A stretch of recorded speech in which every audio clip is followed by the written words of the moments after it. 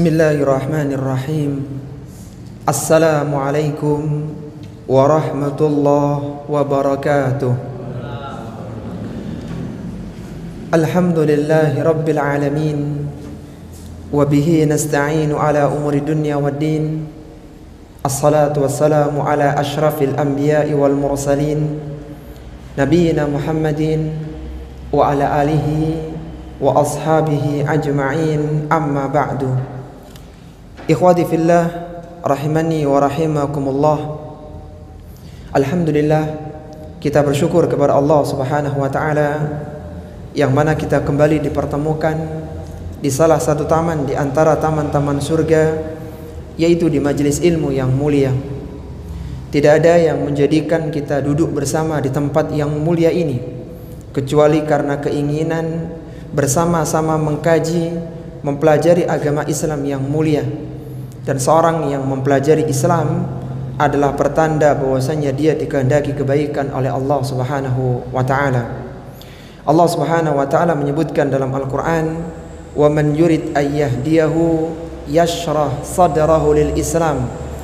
Barang siapa yang Allah kehendaki kebaikan untuknya, niscaya dia akan dilapangkan dadanya untuk menerima agama Islam. Wa man yurid ayyudillahu yaj'al sadrahu dayyqan harajan ka'annahu yas'adu fis sama'. Dan barang siapa yang Allah sesatkan baginya, maka akan dijadikan dadanya sesak dan sempit ketika ditawarkan Islam kepadanya, seolah-olah dia sedang mendaki ke langit. Kita bersyukur kepada Allah Subhanahu wa ta'ala yang mana kita telah diberikan kemudahan untuk bisa hidup dan beribadah dalam bulan Ramadan yang penuh dengan keberkahan. Hanya dengan taufik, kemudahan dari Allah Subhanahu wa ta'ala, kita bisa memasuki bulan Ramadan dan bisa keluar dari bulan Ramadan dengan mendapatkan ampunan, amal ibadah kita diterima oleh Allah Subhanahu wa ta'ala, dan semoga kita termasuk menjadi orang-orang yang bertakwa. Di penghujung Ramadan yang lalu, setiap muslim yang dia punya makanan pokok untuk satu hari malam dan satu hari idnya, maka dia diperintahkan untuk mengeluarkan zakatul fitri. Dan di keesokan paginya dia disyariatkan untuk melakukan salat idul fitri.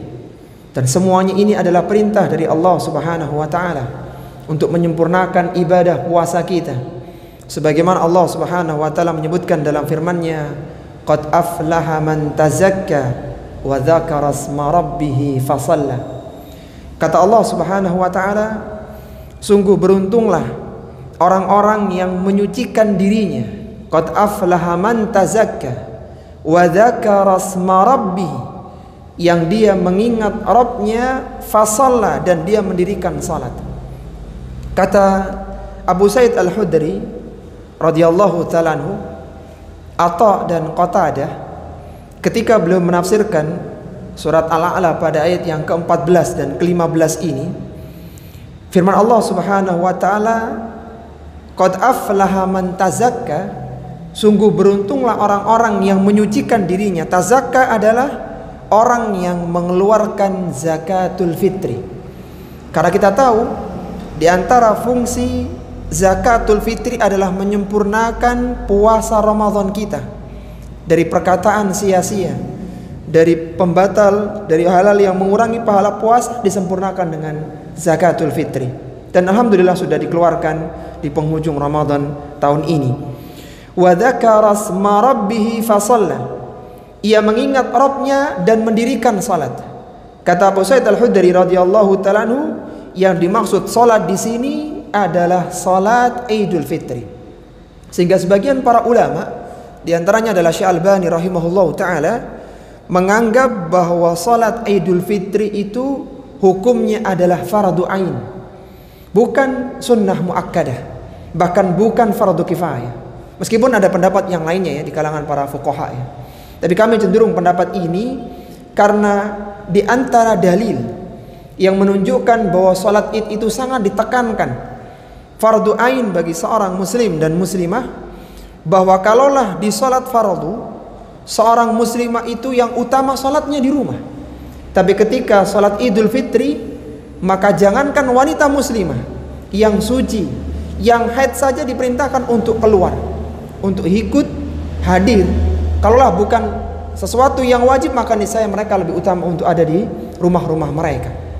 Dan di antara dalil yang menguatkan bahwa salat Idul Fitri ini hukumnya fardun ain, yang Allah sebutkan dalam Al-Quran di surat Al-A'la ini, kalaulah bertemu antara salat Id di pagi hari Jumat dengan salat Jumat di siang harinya, maka orang yang sudah salat Id di pagi hari tidak wajib salat Jumat, dan tidak ada yang bisa menggeser amalan fardu salat Jumat kecuali dia juga harus fardu juga.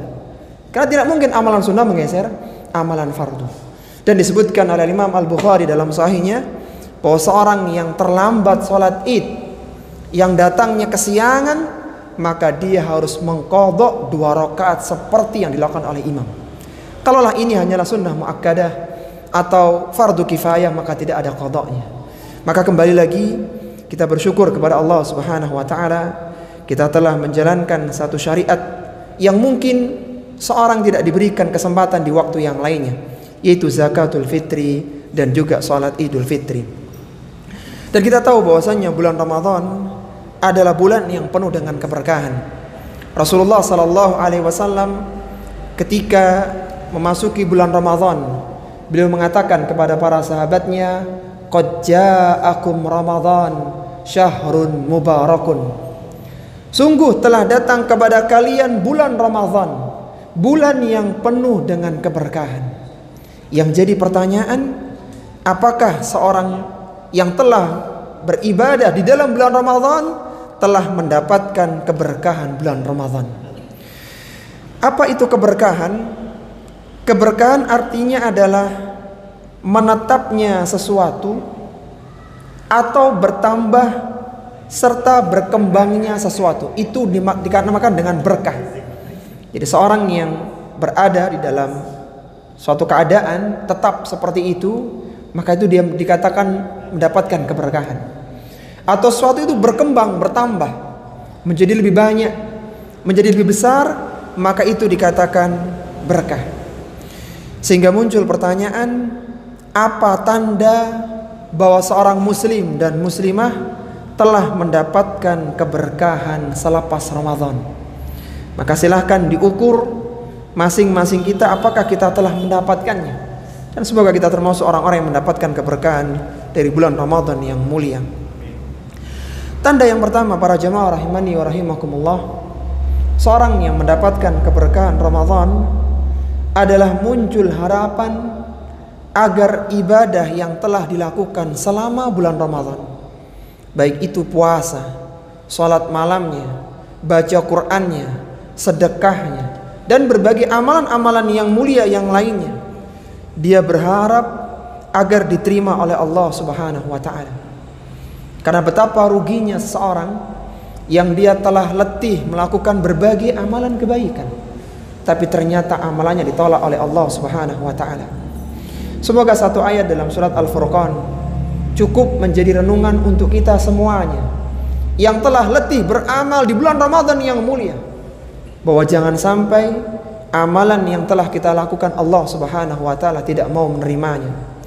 Kata Allah Subhanahu wa taala, wa qadimna ila ma amilu min amalin faja'alnahu haba'an mansura.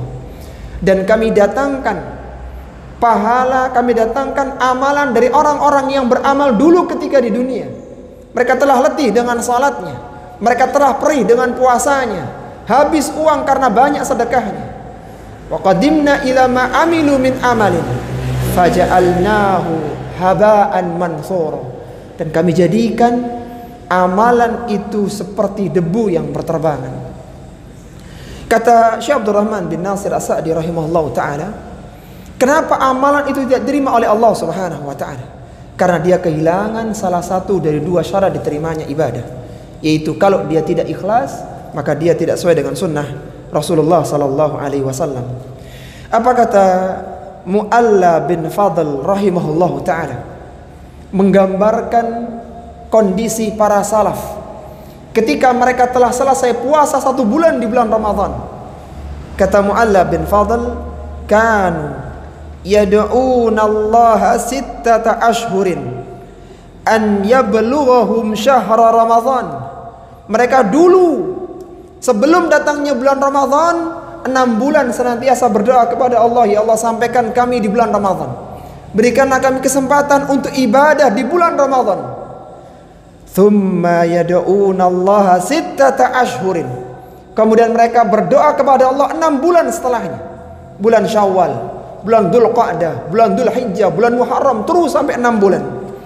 An yataqabbalahu minhum, agar Allah Subhanahu wa taala berkenan menerima amalan ibadah mereka. Lihatlah perkataan yang sangat indah dari seorang tabi'in, Wuhaib bin Warad rahimahullahu taala, ketika melihat orang-orang yang terlalu bergembira di hari raya Idul Fitri. Maka beliau mengatakan, in kana haula'i taqabbala minhum siyamahum fama hadza fi'lus syakirin. Kalaulah mereka ini, yarhamukallah, kalaulah mereka ini termasuk orang-orang yang diterima puasanya, fama hadza fi'lus syakirin, tidak seperti ini gambaran orang-orang yang bersyukur karena ibadahnya diterima. Wa in kana lam yataqabbal minhum siyamahum, dan kalaulah mereka termasuk orang-orang yang tidak diterima puasanya, hanya sekedar penggugur puasa saja, penggugur kewajiban puasa saja, fama hadza fi'lul khaifin, maka bukan seperti ini amalan orang-orang yang takut. Jadi seharusnya ketika seorang selesai melakukan ibadah di bulan Ramadan, maka dia takut jangan-jangan Allah Subhanahu wa taala tidak menerima amalannya selama bulan Ramadan yang lalu. Ali bin Abi Thalib, seorang khulafaur rasyidin yang wafat di bulan Ramadan tahun 40 Hijriah di Kufah, maka beliau pernah mengatakan dengan ucapan yang sangat indah, kunu liqabulil amali asyaddah timaman minkum bil amal. Jadilah kalian menjadi orang yang lebih perhatian diterimanya amalan kalian, menjadi fokus kalian. Tidak hanya jumlahnya yang banyak, tidak hanya jumlahnya yang besar, tapi yang penting apakah diterima atau tidak. Sehingga Allah mengatakan dalam Al-Quran di surat Al-Mulk pada ayat yang kedua, alladzi khalaqal mauta wal hayata liyabluwakum ayyukum ahsanu amala. Allah tidak mengatakan ayyukum aktsaru amala, tapi yang paling penting adalah ahsanu amala, untuk menguji kalian siapakah di antara kalian yang lebih baik, yang paling baik amalannya. Maka Ali bin Abi Thalib mengatakan, kunu liqabulil amali asyaddu timaman minkum bil amal. Hendaknya kalian ini fokus dengan diterimanya amalan daripada amalan itu sendiri. Kalaulah seorang perhatian dengan pembatal-pembatal puasa, makan batalkan puasa, masuk air ya dengan sengaja batalkan puasa, muntah, dia paham itu menjadi syarat sahnya puasa. Tapi lebih dari itu, hendaknya dia berpikir apakah puasanya bernilai pahala atau tidak. Itu jauh lebih penting. Alam tasma'ullah azza wa jalla yaqulu, bukankah kalian mendengar Allah Subhanahu wa taala berfirman, siapa orang yang diterima pahalanya, diterima ibadahnya? Allah mengatakan, innama yataqabbalullahu minal muttaqin. Innama itu didatangkan oleh Allah sebagai pembatas. Hanyalah yang diterima oleh Allah amalannya minal muttaqin, dari orang-orang yang bertakwa. Maka pertanyaannya, siapa yang berani menjamin kita telah menjadi orang yang bertakwa? Siapa yang berani menjamin kita termasuk orang-orang yang diterima amalannya oleh Allah Subhanahu wa taala? Maka Syekh Sa'di rahimahullah taala menyebutkan dalam tafsirnya, ay al-muttaqina lillahi fi dzalikal amal. Orang yang bertakwa, yang melakukan, yang mengiringi ibadahnya karena ketakwaannya. Kita tahu dalam bulan Ramadan yang lalu, para dai, para khatib, para asatidz menyebutkan 3 hadis yang semisal. Man shama Ramadana imanan wahtisaban ghufira lahu ma taqaddama min dambi. Man qama Ramadana imanan wahtisaban ghufira lahu ma taqaddama min dambi. Man qama lailatal qadri imanan wahtisaban ghufira lahu ma taqaddama min dambi. Puasa, salat malam, bahkan salat ketika mencari Lailatul Qadar, itu semua diiringi dengan iman dan mengharapkan pahala. Jadi yang menjadikan dia beribadah bukan karena ingin mendapatkan sanjungan, tapi benar-benar dibangun di atas ketakwaan kepada Allah Subhanahu wa taala.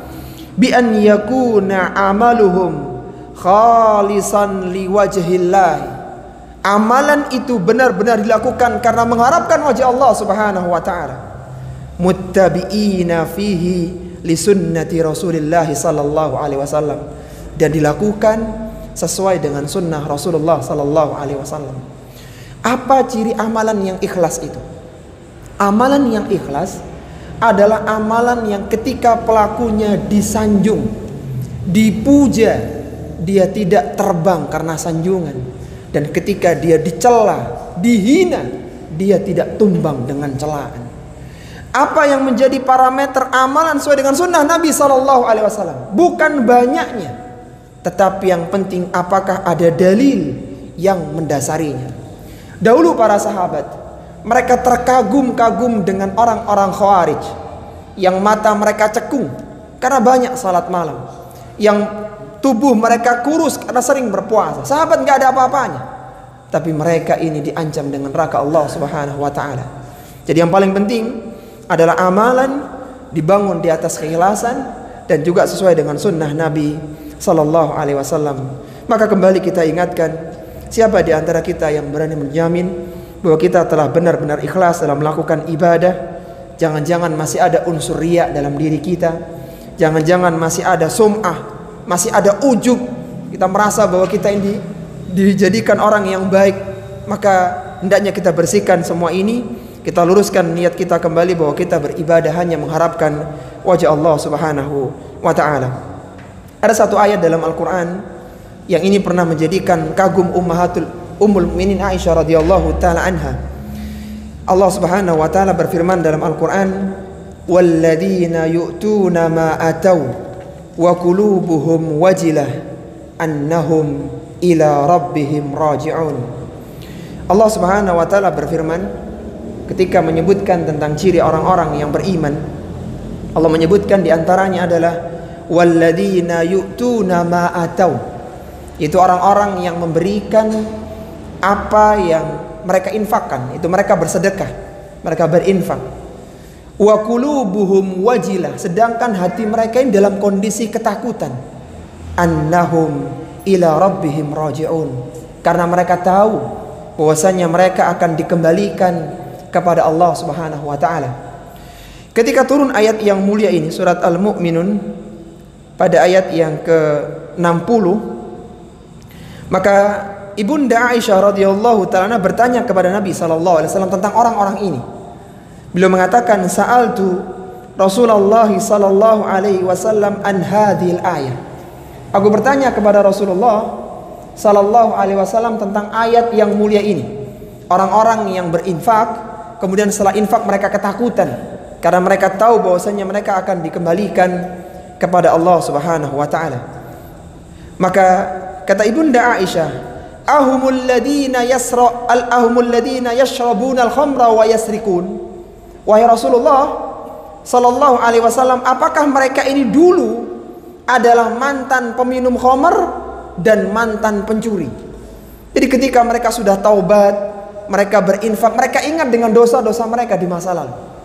Apa kata Nabi sallallahu alaihi wasallam? La ya binta Siddiq, bukan wahai putrinya Siddiq, bukan itu ciri-ciri orang-orang yang disebutkan dalam ayat yang mulia ini. Walakinnahumul ladina yasumun wa yusallun wa yatasaddaqun wa hum yakhafuna alla yuqbala minhum ulaika yusari'una fil khairat wa hum laha sabiqun. Lihatlah para jamaah rahimani wa rahimakumullah, siapakah orang yang takut dalam ayat yang mulia ini? Apakah mereka pelaku maksiat? Bukan, tapi mereka adalah orang-orang yang habis beribadah, yang telah beribadah kepada Allah Subhanahu wa taala. Kata Nabi, walladzina yasumun, mereka itu adalah orang-orang yang telah berpuasa. Wa yusallun, mereka telah letih salat tarawihnya. wa yatasaddaqun, mereka banyak menginfakkan hartanya, wa hum yakhafuna alla yuqbala minhum, yang mereka takutkan jangan-jangan puasa kemarin gak diterima oleh Allah, jangan-jangan sholat malam kemarin Allah gak berkenan untuk menerimanya, jangan-jangan sedekah itu Allah tidak mau menerimanya. Itu yang mereka takutkan. Ulaika yusari'una fil khairat, mereka lah orang-orang yang bersegera dalam kebaikan. Wahum laha sabiqun, dan mereka lah orang-orang yang segera mendapatkan pahalanya.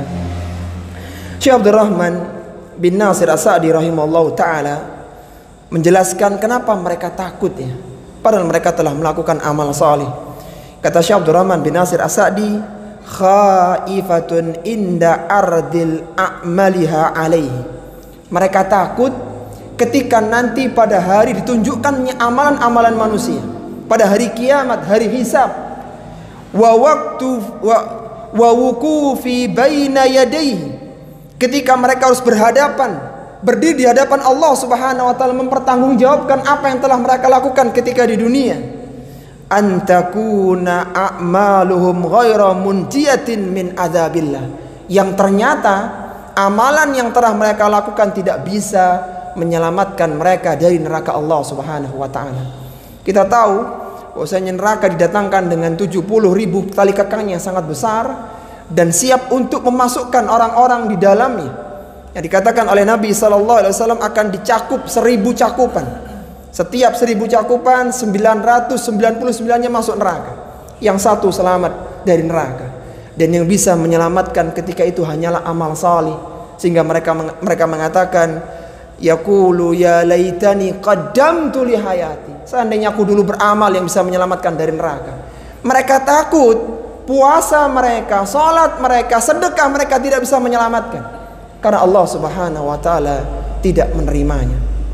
Jadi marilah kita merenung bahwasanya ternyata setelah beribadah masih ada satu renungan buat kita semuanya, itu hendaknya kita menjadi orang-orang yang bertakwa agar Allah Subhanahu wa taala berkenan untuk menerima seluruh amalan ibadah kita.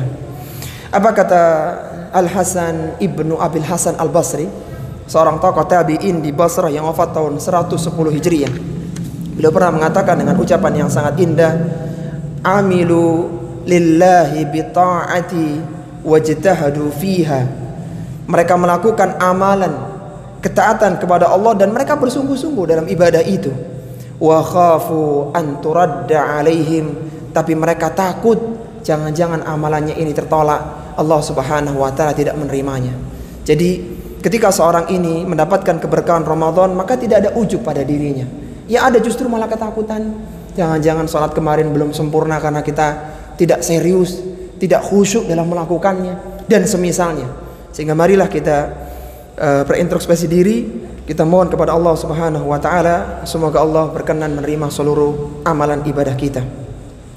Kemudian ciri yang kedua para jamaah rahimani wa rahimakumullah, seorang yang mendapatkan keberkahan Ramadan, dia akan diberikan kemudahan untuk melakukan amalan kebaikan yang setelahnya. Karena di antara ciri diterimanya sebuah amalan, di antara cirinya akan melahirkan amalan-amalan kebaikan yang lainnya. Sehingga para salaf dulu pernah mengatakan, min thawabil hasanatil hasanata ba'daha wa min jaza'is sayyi'ati sayyi'ata ba'daha. Di antara bentuk pahala dari amalan kebaikan adalah kebaikan yang setelahnya, dan di antara dampak dari dosa adalah keburukan yang setelahnya. Urwah bin Zubair pernah mengatakan dengan ucapan yang semisal dengan ini.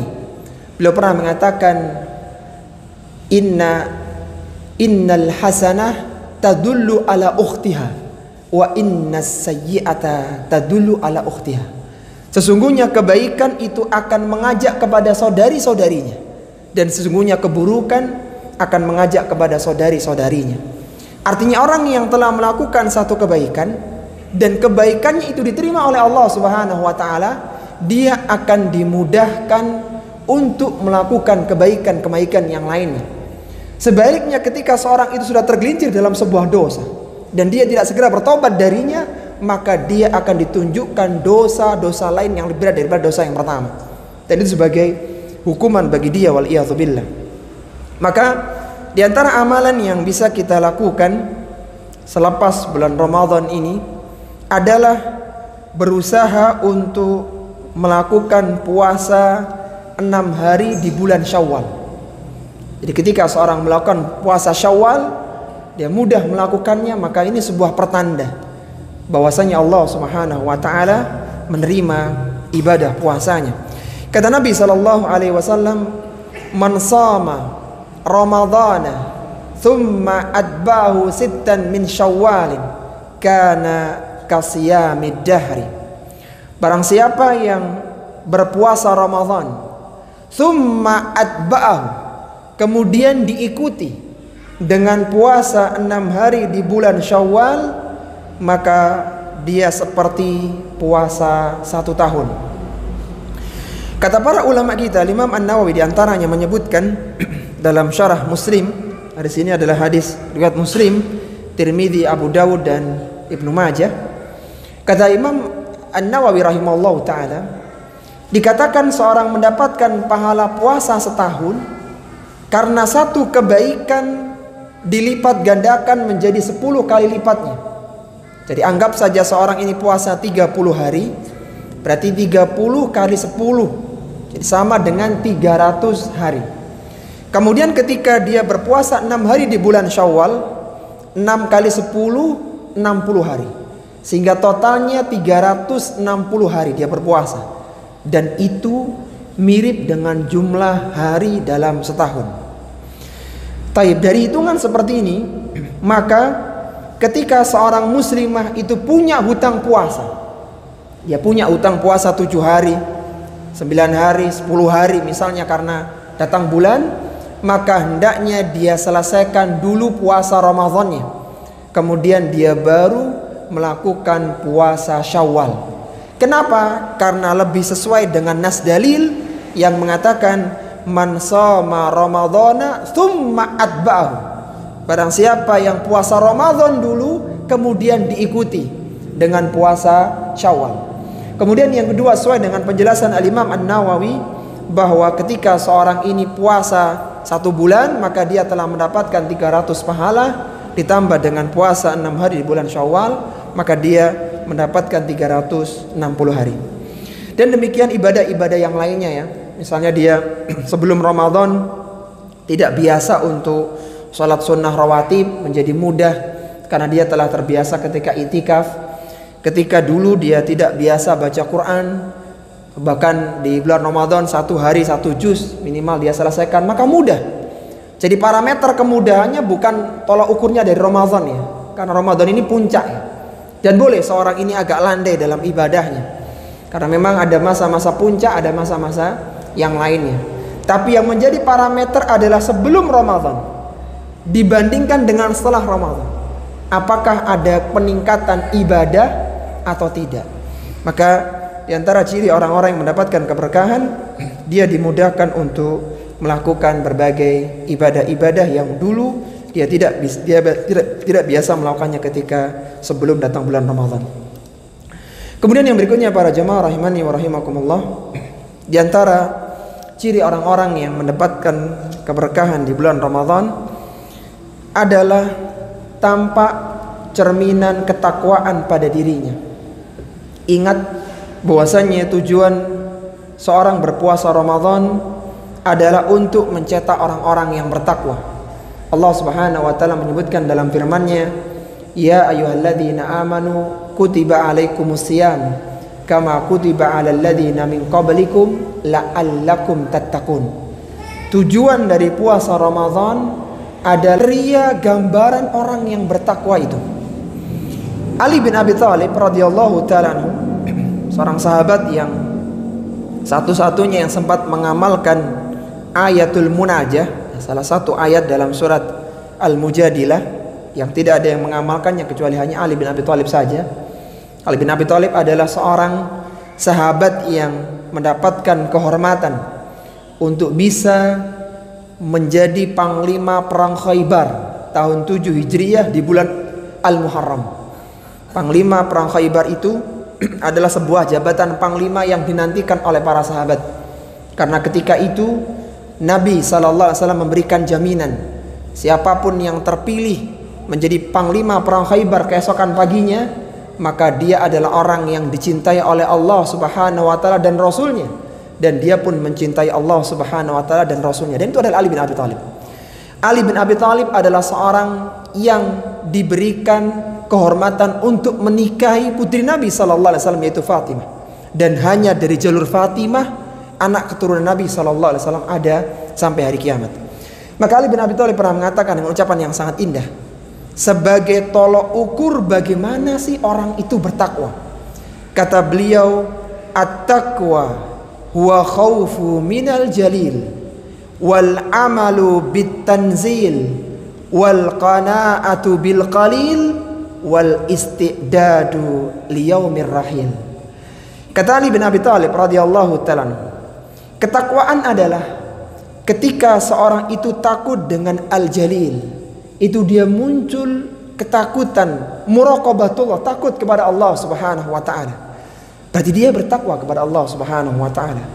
Wal amalu bitanzil, dia beramal sesuai dengan Al-Qur'an yang diturunkan. Artinya mau tidak mau dia harus menyempatkan diri belajar Al-Qur'an. Karena bagaimana dia bisa mengamalkan Al-Qur'an dan dia tidak pernah mempelajarinya? Dia harus duduk belajar Al-Qur'an. Abdullah bin Umar radhiyallahu ta'ala anhuma, Abdullah bin Umar sahabat yang sangat dekat dengan sunnah Nabi sallallahu alaihi wasallam. Beliau itu belajar surat Al-Baqarah selama 8 tahun atau 8 bulan. Lama sekali. Jadi surat yang hanya 200-an ayat itu dipelajari dalam waktu yang sangat panjang. Itu selevel Abdullah bin Umar radhiyallahu ta'ala. Artinya seorang ini harus belajar Al-Qur'an sehingga dia tahu mana perintah dan dia tahu mana larangan. Wal qanaatu bil qalil, dia qanaah dengan sesuatu yang sedikit, dengan rizki yang tidak banyak, dengan harta yang tidak banyak, maka dia bersyukur kepada Allah Subhanahu wa taala. Jadi bukan dia mengeluh, bukan dia mencela, tapi dia mensyukurinya. Wal istidadu liyaumir rahil, dan dia sadar, dia bersiap-siap untuk menghadapi sebuah perjalanan panjang setelah kematiannya. Ketika seorang muslim dan muslimah, inilah yang tergambar pada dirinya. Muncul ketakutan, takut kepada Allah Subhanahu wa taala, dia berusaha amalannya sesuai dengan Al-Qur'an dan sunnah Nabi sallallahu alaihi wasallam yang mulia, karena dia belajar. Kemudian dia menerima yang sedikit, kemudian dia sibukkan hari-harinya dengan berbekal untuk waktu setelah kematiannya. Maka ini menunjukkan bahwa dia adalah orang yang bertakwa kepada Allah Subhanahu wa taala. Kemudian di antara cerminan dari orang yang bertakwa adalah tampak dalam ucapan dan perbuatannya. Jadi akan tampak dari ucapan dia dan perbuatannya, sebagaimana perkataan Wahib bin Warad rahimahullah ta'ala. Beliau mengatakan, man adda kalamahu min amalihi qalla kalamuh. Barang siapa yang menganggap bahwasanya perkataannya adalah bagian dari amalannya, artinya dia akan mendapatkan pahala karena ucapan, dan dia akan ditulis dosa karena ucapannya pula. Qalla kalamu, maka dia akan sedikit dalam bicaranya. Dia akan berhati-hati dalam berucap, dia akan berhati-hati dalam bertindak. Karena di antara kriteria seorang muslim yang baik, kata Nabi sallallahu alaihi wasallam, man salimal muslimuna min lisanihi wa yadihi. Seorang muslim yang baik adalah muslim yang lainnya selamat dari ucapan serta tangannya. Ucapannya tidak menyakiti orang lain dan perbuatannya tidak menyakiti orang lain. Kita tahu bahwasanya semua ucapan yang keluar dari lisan seseorang akan dihisab oleh Allah Subhanahu wa taala, apakah itu sebagai amalan kebaikan ataukah amalan keburukan. Allah berfirman dalam Al-Qur'an, ma yalfidhu min qaulin illa ladaihi raqibun atid. Tidaklah keluar satu lafaz pun kecuali akan menjadi perebutan apakah tertulis dalam sebuah catatan kebaikan ataukah tertulis sebagai dosa dan keburukan. Sehingga marilah setelah puasa selama 1 bulan, tampak dari ucapan kita.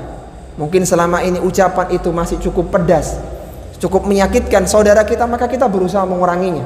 Kalau perlu kita minta masukan dari saudara-saudara kita, apakah selama ini ada ucapan yang tidak berkenan, sehingga pelan-pelan kita perbaiki diri. Ingat sabda Nabi SAW, kata Nabi, man yatmanli ma baina lihyaihi wa ma baina rijlaihi atman lahul jannah. Barang siapa yang berani menjamin kepada aku bahwasanya dia telah menjaga di antara 2 lihyahnya, antara kumis dengan jenggotnya, artinya dia bisa menjaga lisannya. Wa ma baina rijlaihi, dia bisa menjaga di antara 2 pahanya, itu dia menjaga kehormatannya. Orang yang berani menjamin kepadaku, ucapannya terjaga, kemaluannya terjaga, atman lahul jannah, kata Nabi, aku jamin dia pasti masuk ke dalam surga. Jadi ternyata masuk ke dalam surga itu sederhana, itu dengan menjaga ucapan kita, jangan sampai menyakiti kaum muslimin yang lainnya.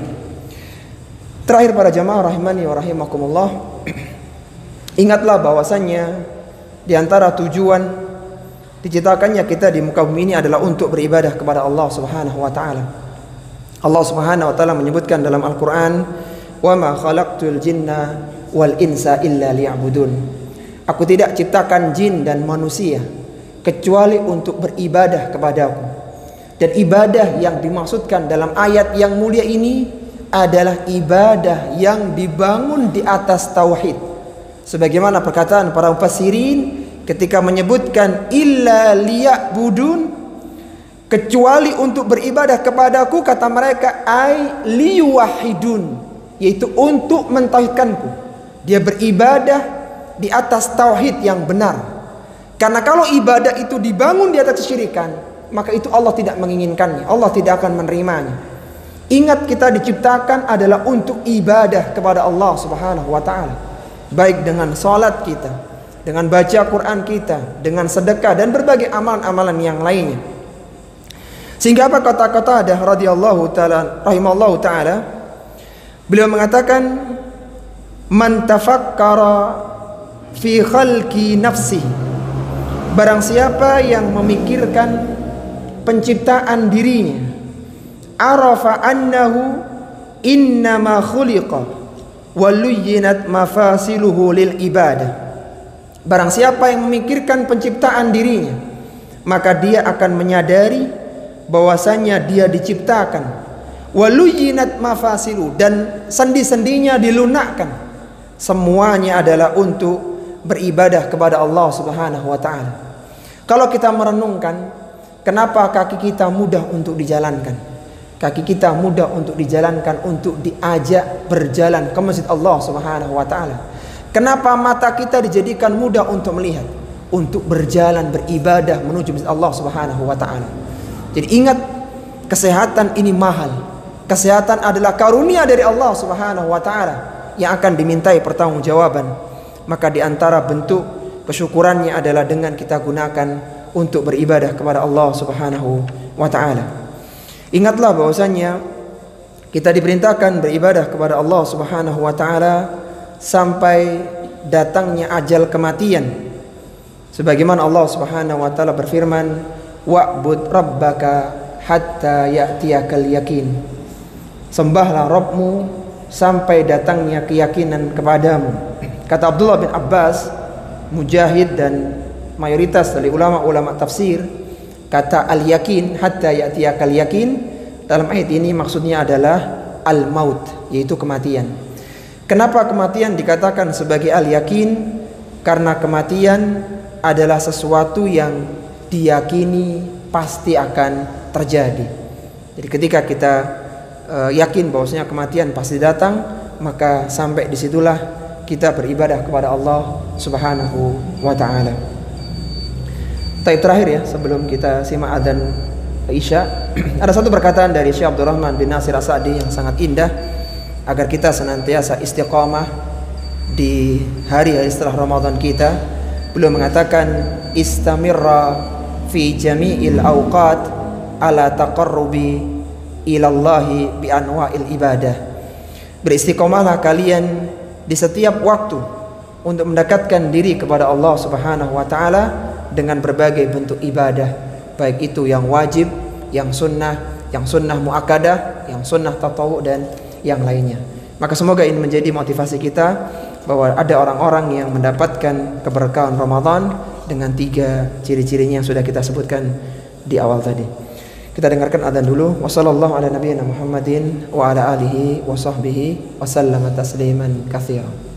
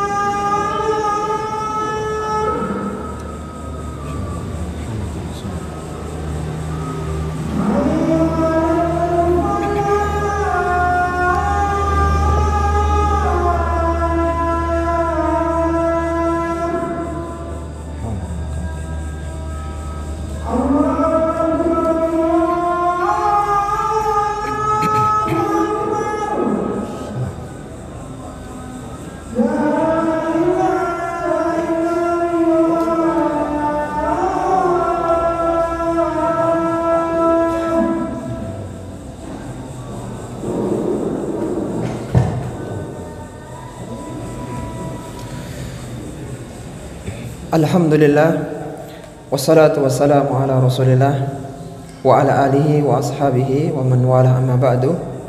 Sebelum kita buka sesi diskusi, kita murajaah ya, tentang 3 tanda orang-orang yang mendapatkan keberkahan selepas Ramadan. Ada 3 tandanya tadi. Apa yang pertama? Munculnya harapan agar ibadahnya diterima oleh Allah Subhanahu wa taala. Baik, kemudian tanda yang kedua apa? Takut amalnya tidak terima. Ya, tadi muncul harapan supaya diterima oleh Allah Subhanahu wa taala. Yang kedua, Abu Muhammad, akan melahirkan amalan kebaikan yang setelahnya. Jadi dia mudah melakukan amalan kebaikan yang setelahnya. Kemudian yang ketiga, yang terakhir, tampak cerminan ketakwaan yang ada pada dirinya. Takwa menurut Ali bin Abi Thalib ada 4 tadi kriterianya. Apa yang pertama? Takut kepada Allah Subhanahu wa taala, beramal sesuai dengan Al-Qur'an, qanaah dengan sayang sedikit, bekal setelah kematian ya, masya Allah. Mumtaz, luar biasa Abu Muhammad. Taib, luar biasa. Baik, silakan ikhwati fillah, kalau ada yang mau disampaikan sebelum kita akhiri. Nah, tafadhal Abu Muhammad. Berkaitan dengan raqib dan atid. Iya. Menanyakan itu sebenarnya malaikat atau sifat atau bagaimana? Taib, masya Allah. Pertanyaan sangat bagus ya, tentang apakah raqib atid itu nama malaikat atau sifat dari malaikat ya? Yang pertama, ikhwati fillah rahimani wa rahimakumullah, beriman kepada malaikat itu ada beberapa unsurnya. Ada beberapa unsurnya. Yang pertama adalah kita mengimani keberadaan malaikat. Artinya malaikat itu ada bentuknya.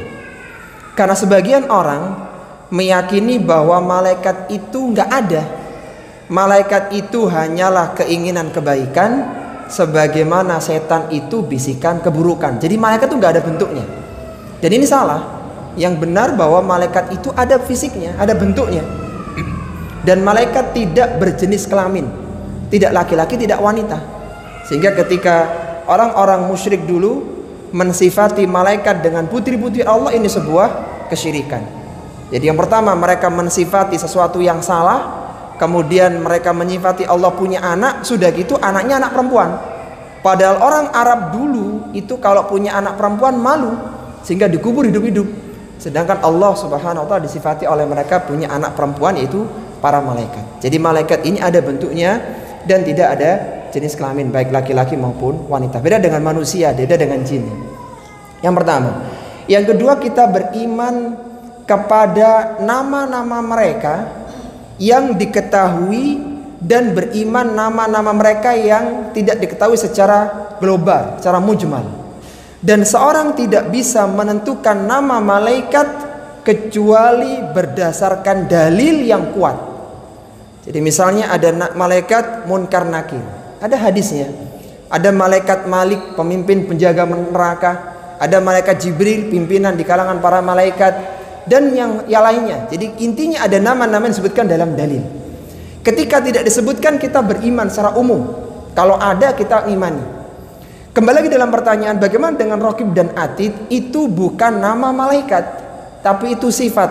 Itu malaikat yang mengawasi dan juga mencatat amalan manusia. Bukan namanya raqib dan juga atid ya, kanan raqib kiri atid ya. Bukan. Jadi bukan itu maksudnya. Jadi bukan nama, tapi sifat dari malaikat. Iya, kemudian tadi terlewat ya, setelah nama itu sifat-sifatnya. Malaikat itu punya sifat. Di antaranya malaikat itu punya sayap. Ada yang 22, 33, dan malaikat Jibril itu sayapnya paling banyak dengan 600 sayapnya. Yang kalau dikembangkan itu ufuk ya. Ufuk itu tempat terbitnya matahari, itu penuh dengan sayapnya malaikat Jibril alaihi salatu wassalam. Malaikat Jibril itu memperlihatkan wujud aslinya yang sangat besar sekali dalam yang dilihat oleh Nabi ketika hidup di dunia, hanya dalam dua keadaan. Hanya dua kali Nabi SAW melihat malaikat Jibril dalam bentuk aslinya. Kapan? Yang pertama ketika awal diutus sebagai seorang Nabi di Gua Hira. Jadi ketika beliau bertahanus diam di Gua Hira itu, yang perjalanan naik turunnya 3 jam, naik sama turun 3 jam, tinggi, ada sebuah lubang. Disitulah beliau bertahanus. Ada lubang kecil yang kelihatan kota Mekah.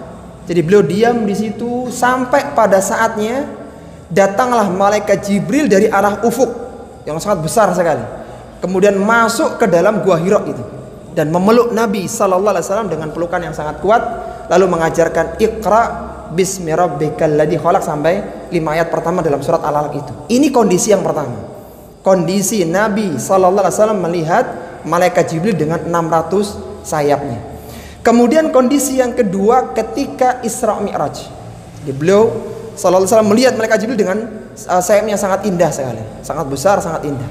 Sehingga dalam kondisi lain tidak ya. Jadi kondisi lain malaikat Jibril itu datang dalam bentuk malaikat, dalam bentuk manusia yang rambutnya itu hitam, ya, bajunya rapi dan seterusnya dalam hadis Jibril yang masyhur itu. Dan didekatkan lututnya di lutut Nabi SAW. Intinya dalam banyak keadaan malaikat Jibril itu datang dalam bentuk wujud manusia, bukan dalam bentuk aslinya.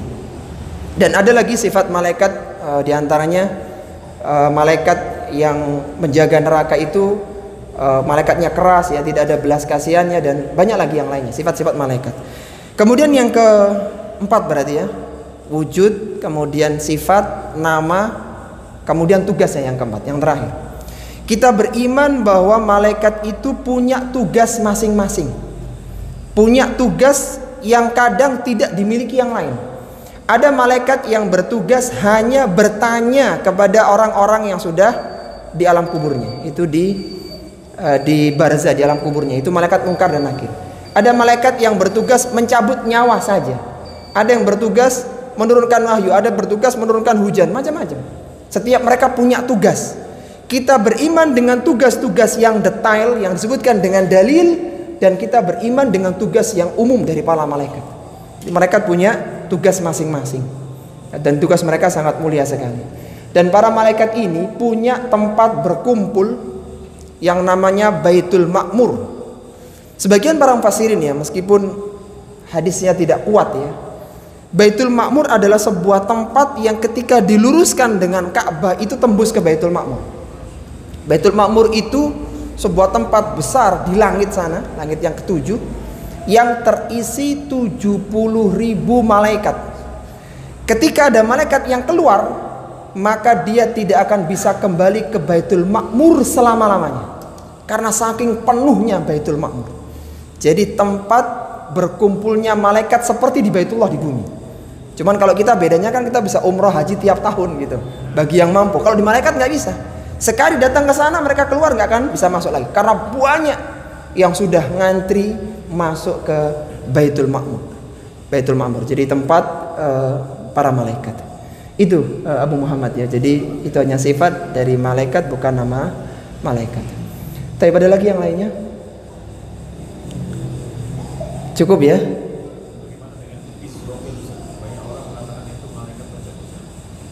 Israel, hadisnya dhaif ya. Israel yang tepat adalah malakul maut ya, malakul maut. Jadi malaikat maut bukan Israel. Kalau Israfil sahih. Kalau Israel ini hadisnya dhaif ya, hadisnya lemah. Israfil, malaikat Israfil adalah salah satu dari 8 malaikat pemikul arsy Allah. Ada 8 malaikat yang memikul arsy Allah, sebagaimana Allah sebutkan dalam surat Al-Haqqah, wa yahmilu arsya rabbika fawqahum yawma idzin thamaniyah. Di surat Al-Haqqah, ya, dan yang memikul arsy Rabbmu pada hari itu adalah thamaniyatun. Thamaniyah berapa? 8 malaikat. Dan salah satunya adalah malaikat Israfil, bukan Israel, Israfil. Malaikat Israfil salah satu dari 8 malaikat pemikul arsy Allah. Jadi arsy Allah itu dipikul oleh 8 malaikat. Disebutkan dalam sebuah hadis yang sahih, hadis riwayat Abu Dawud ya, bahwa Nabi SAW diberikan izin untuk menceritakan besarnya malaikat hamalatul arsy, malaikat pemikul arsy Allah. Jarak antara pundak sampai cuping telinganya perjalanan 700 tahun. Jadi perjalanan 700 tahun baru nyampe itu pundaknya aja. Dari pundak ke telinga. Sahma itu tempat anting-antingnya. Jadi bukan ujung sini tapi yang paling bawah. Itu besarnya malaikat Israfil. Kemudian malaikat Israfil juga telah mengulum sangkakalanya. Sangkala itu bentuknya kayak tanduk begitu. Tanduk yang ketika ditiup akan ditiup dalam 2 tiupan ya. Tiupan kehancuran dan tiupan kebangkitan. Dan malaikat Israfil sudah mengulum sangkakalanya. Tapi begitu para jamaah ya, rahimani wa rahimakumullah, yang semoga bisa memantik motivasi kita dalam beramal, dan setelah kita beramal itu bukan muncul ujub tapi justru malah ketawaduan. Ingat Nabi SAW ketika beliau mendapatkan surat terakhir, surat An-Nasr, surat terakhir yang beliau dapatkan ketika orang-orang telah berbondong-bondong masuk Islam, dakwah beliau sudah selesai, maka Allah perintahkan fasabbih wasabbih bismi rabb. Ketika Allah mengatakan idza jaa nasrullahi wal fath wa ra'aitan nasa yadkhuluna fi dinillahi afwaja fasabbih bihamdi rabbika wastaghfir. Ya, maka bertasbihlah dan beristighfarlah kepada Allah Subhanahu wa taala. Ini diperintahkan kepada nabi yang telah berhasil mendakwai manusia. Maka hendaknya kita banyak istighfar. Semoga Allah Subhanahu wa taala berkenan menerima seluruh amalan ibadah kita. Kita diampuni semua dosa dan kesalahannya, dan termasuk orang-orang yang menjadi lebih bertakwa kepada Allah Subhanahu wa taala. Semoga bermanfaat. Mohon maaf kalau ada hal yang kurang berkenan. Kita akhiri wa sallallahu ala nabiyyina Muhammadin wa ala alihi wa sahbihi wasallam. Subhanakallahumma wa bihamdika asyhadu an la ilaha illa anta astaghfiruka wa atubu ilaik wa akhiru da'wana alhamdulillahi rabbil alamin. Wassalamu alaikum warahmatullahi wabarakatuh.